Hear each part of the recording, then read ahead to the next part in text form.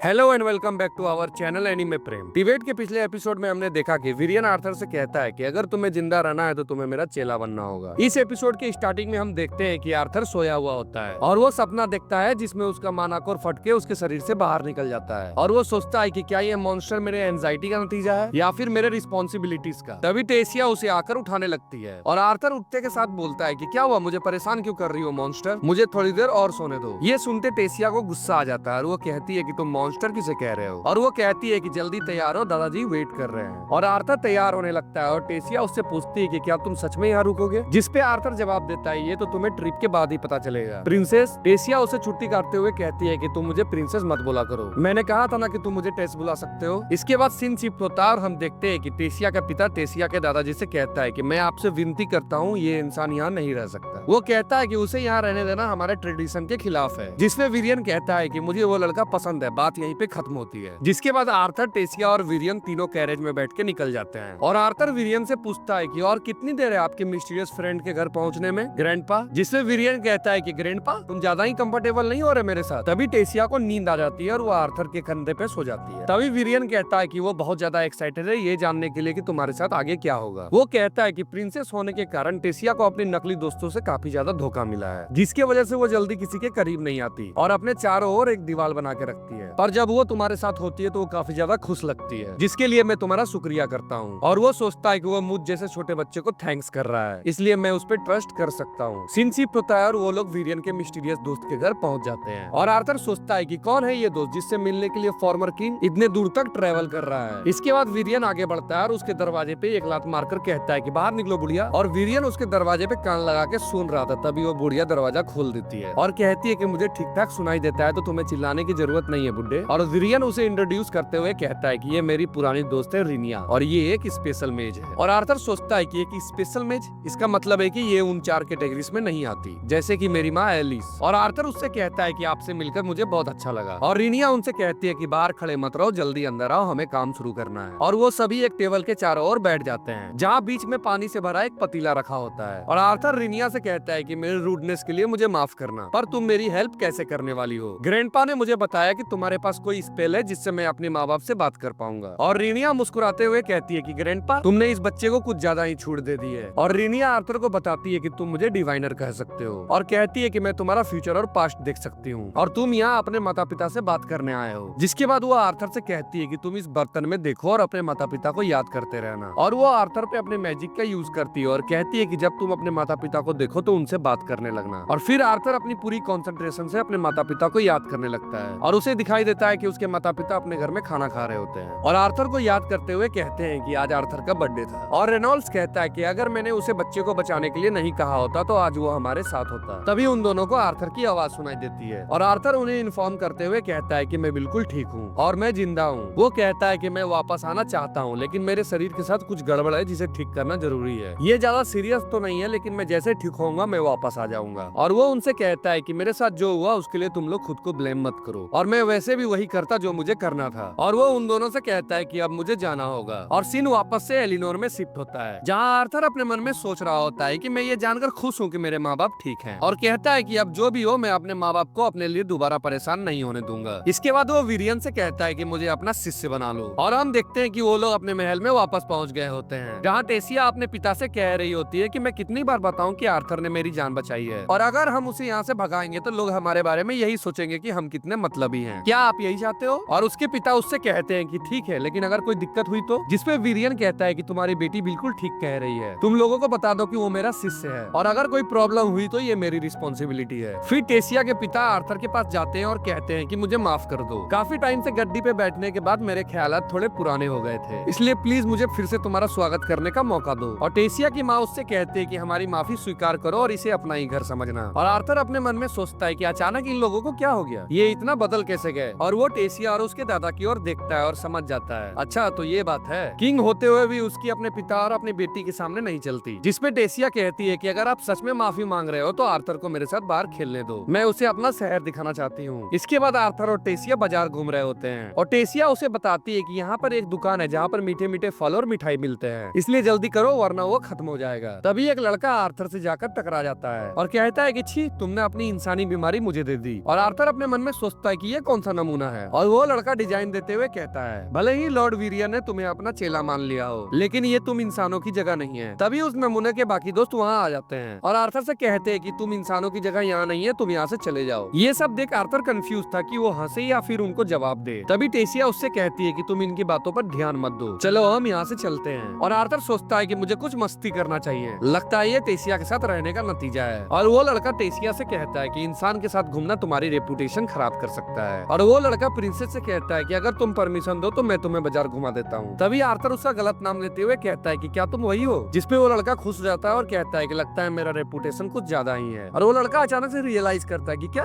तुमने मेरा नाम क्या लिया। और वो लड़का आर्थर से कहता है कि मेरा नाम इफ्सार है। और आर्थर माफी मांगते हुए कहता है कि ओहो मुझे माफ कर देना, मुझे पता नहीं था कि मैं इतने महान हस्ती के सामने खड़ा हूँ। फिर आर्थर कहता है कि अच्छा ठीक है अब हम चलते हैं। और वो लड़का उसे कहता है कि रुक जाओ, तुम्हें क्या लगा मुझे तुम्हारा सरकाज़म समझ में नहीं आएगा। फिर वो उसे डुएल के लिए चैलेंज कर देता है। तभी टेसिया उससे कहती है कि तुम्हारा दिमाग तो ठीक है, तुम लॉर्ड वीरियन के चेले को चैलेंज कर रहे हो। तभी वो लड़का प्रिंसेस से कहता है कि मेरे पिता ने मुझे समझाया था कि अगर प्राइड पे बात आ जाए तो हमें लड़ना चाहिए। और वो आर्थर से पूछता है कि क्या तुम लड़ने के लिए तैयार हो या फिर तुम दुम दबाकर यहाँ से भागने वाले हो। ये सुनने के बाद आर्थर उसके चैलेंज को एक्सेप्ट कर लेता है और फाइट स्टार्ट होते ही आर्थर उसे एक पंच मार के खत्म कर देता है और कहता है ये तो शुरू होने से पहले ही खत्म हो गया। और आर्थर अपने मन में सोचता है कि जैसे जैसे टाइम बीत रहा है मैं टेसिया के कुछ ज्यादा ही करीब आता जा रहा हूँ। फिर हम देखते हैं कि वो दोनों एक जगह पे खड़े होते हैं जहाँ टेसिया आर्थर से पूछती है कि कल से तुम्हारा ट्रेनिंग स्टार्ट होने वाला है। और आर्थर उससे कहता है कि हाँ मुझे पता है। और वो अपने मन में सोचने लगता है कि कैसे लॉर्ड वीरियन ने उससे कहा था कि उसकी ट्रेनिंग बहुत हार्ड होने वाली है। ये बताने के बाद वीरियन उससे पूछता है कि क्या तुम अभी भी मेरा चेला बनना चाहते हो। और आर्थर हाँ बोल देता है। और वो टेसिया से कहता है कि हाँ मैं कल के ट्रेनिंग के लिए बहुत ज्यादा एक्साइटेड हूँ, क्योंकि यहाँ पहुँचने के लिए मैंने बहुत ज्यादा मेहनत की और काफी लड़ाइयाँ लड़ी है और यहाँ से मैं अपना फ्यूचर खुद डिसाइड करने वाला हूँ। और टेसिया भी उससे कहती है कि मैं भी बहुत ज्यादा मेहनत करूंगी, जिस पर आर्थर कहता है कि तुम्हें क्यों मेहनत करना है। और टेसिया उसे बताती है कि मैं मेहनत इसलिए करूंगी कि मैं कभी तुमसे हारूं ना। और बहुत समय बीत गया होता है और हम देखते हैं कि आर्थर और टेसिया बड़े हो गए होते हैं और टेसिया आर्थर को उठा रही होती है बट आर्थर नहीं उठता और टेसिया अपने माना का यूज करके आर्थर के पैर को दबा देती है, जिसपे आर्थर चिल्लाते हुए उठ जाता है और कहता है कि क्या तुम मुझे आराम से नहीं उठा सकती। और इसी के साथ हमारा ये एपिसोड यहीं पे खत्म हो जाता है। तो अगर आपको हमारी ये वीडियो पसंद आई तो इसे लाइक करें, शेयर करें और हमारे चैनल को सब्सक्राइब करना ना भूलें।